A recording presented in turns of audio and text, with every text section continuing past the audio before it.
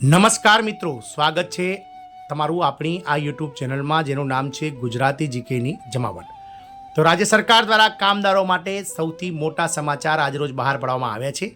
જ્યારે નવું નાણાકીય વર્ષ શરૂ થઈ ગયું છે ત્યારે રાજ્ય સરકાર દ્વારા લઘુત્તમ વેતન એટલે કે જે મિનિમમ વેજીસ જે કર્મચારી કામદારોને મળે છે તેમાં વધારો જાહેર કરી દેવામાં આવ્યો છે અને 1 એપ્રિલ 2024થી જે મિનિમમ વેજીસ છે તેમાં વધારો જાહેર કરતો રાજ્ય સરકારના શ્રમ વિભાગ દ્વારા મહત્વનો પરિપત્ર કરવામાં આવ્યો છે। હવેથી મિત્રો કર્મચારીઓના ખાતામાં મહત્તમ 24,000 રૂપિયા સુધીની રકમ આવશે તેવી પણ જાહેરાત આ રાજ્ય સરકાર દ્વારા કરવામાં આવી છે। મિત્રો આપ સૌને જણાવી દઈએ કે દૈનિક વેતન અસંગઠિત ક્ષેત્ર અને ઔદ્યોગિક ક્ષેત્રમાં કામ કરતા કામદારો માટે આ ખૂબ જ મહત્વના સમાચાર છે, કારણ કે જો તમે આવા અસંગઠિત ક્ષેત્રના અથવા ઔદ્યોગિક ક્ષેત્રના કામદાર છો તો તમને હવે 1 એપ્રિલ 2025થી નવા લઘુત્તમ વેતન એટલે કે મિનિમમ વેજીસ પ્રમાણે વેતન મળશે અને એપ્રિલથી જ આ નવા દરો લાગુ થવા જઈ રહ્યા છે। તો જાણીએ વિડીયોમાં વિગતવાર કે કઈ રાજ્ય સરકાર દ્વારા રાજ્યના લાખો કામદારો માટે દૈનિક વેતન મેળવતા અસંગઠિત અને ઔદ્યોગિક ક્ષેત્રના કામદારો માટે મહત્વનો નિર્ણય લેવામાં આવે છે તેને લઈ અને વિડીયોમાં વિગતવાર ચર્ચા કરીશું। તો વિડીયોના અંત સુધી આ બન્યા રહો અને જો આપ અમારી ચેનલમાં નવા હોવ તો અમારી ચેનલને લાઇક, શેર, સબસ્ક્રાઇબ કરી બાજુમાં રહેલું બેલ આઇકોન દબાવીને ઓલ નોટિફિકેશન ઓન કરી લેશો, જેથી કરીને ચેનલ પર મૂકવામાં આવતા વિવિધ ભરતીઓના નોટિફિકેશન, વિવિધ ભરતીઓના પરિણામ, જીકેના વિડીયોઝ તેમજ સરકારી કર્મચારી, પેન્શનર્સ વગેરેને લગતા સમાચારો તમને અમારા ચેનલના માધ્યમથી સરળતાથી ઉપલબ્ધ થઈ જાય। તો મિત્રો આ રાજ્ય સરકાર દ્વારા કામદારો માટે સારા સમાચાર બહાર પાડવામાં આવે છે। લઘુત્તમ વેતન વધારીને એપ્રિલથી જ નવા દરો લાગુ કરી અને સરકાર દ્વારા એના માટે આદેશ જારી કરી દેવામાં આવે છે અને હવે ખાતામાં કર્મચારીઓના 24,000 રૂપિયા સુધીની રકમ આવશે।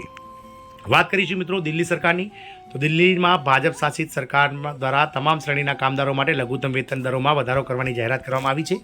આ નવા દરો 1 એપ્રિલ 2025થી અમલમાં આવશે। કામદારોનું લઘુત્તમ વેતન 390 રૂપિયાથી વધારીને 520 રૂપિયા પ્રતિ માસ કરવામાં આવ્યું છે।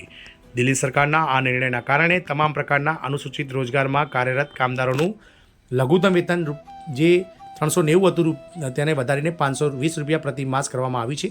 શ્રમ વિભાગે આ સંદર્ભમાં એક આદેશ પણ જારી કર્યો છે। જો કોઈ કામદારને નિર્ધારિત લઘુત્તમ વેતન કરતાં ઓછો પગાર મળે છે તો તે અથવા તેની સંબંધિત જિલ્લાના સંયુક્ત શ્રમ કમિશનર અથવા નાયબ શ્રમ કમિશનર સમક્ષ ફરિયાદ નોંધાવી શકે છે। આ અધિકારીઓને લઘુત્તમ વેતન અધિનિયમ 1948 હેઠળ દાવાઓ સાંભળવા અને તેનો નિર્ણય લેવા માટે તૈનાત કરવામાં આવે છે।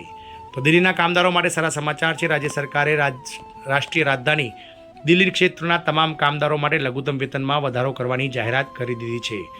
જે નવા દરો છે તે 1 એપ્રિલ 2025થી અમલમાં આવી જશે।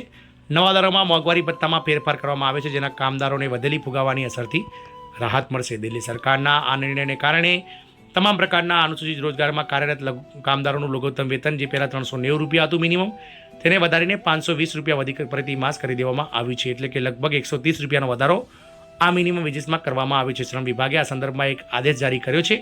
જો કોઈ કામદાર અથવા તો પગાર ના મળે તો તેઓ મિત્રો નજીકના જે છે તે મિત્રો શ્રમ વિભાગને જાહેર કરી શકે છે। અત્યાર સુધી અકુશળ મજૂરોને 18,066 રૂપિયા પ્રતિ માસ મળતા હતા, હવે તેમને 18,456 રૂપિયા પ્રતિ માસ મળશે। તેમના પગારમાં 390 રૂપિયાનો વધારો થયો છે। અર્ધકુશળ મજૂરોને પહેલાં 19,929 રૂપિયા મળતા હતા, હવે તેમને 20,371 રૂપિયા મળશે। તેમના પગારમાં પણ 442 રૂપિયાનો માસિક વધારો કરવામાં આવે છે। અત્યાર સુધી કુશળ મજૂર એટલે સ્કિલ જે લેબર છે તેમને 21,970 રૂપિયા પ્રતિ માસ મળતા હતા, હવે તેમનો પગાર 22,411 રૂપિયા થશે। તેમનો પગારમાં 494 રૂપિયાનો પ્રતિ માસ વધારો થયો છે।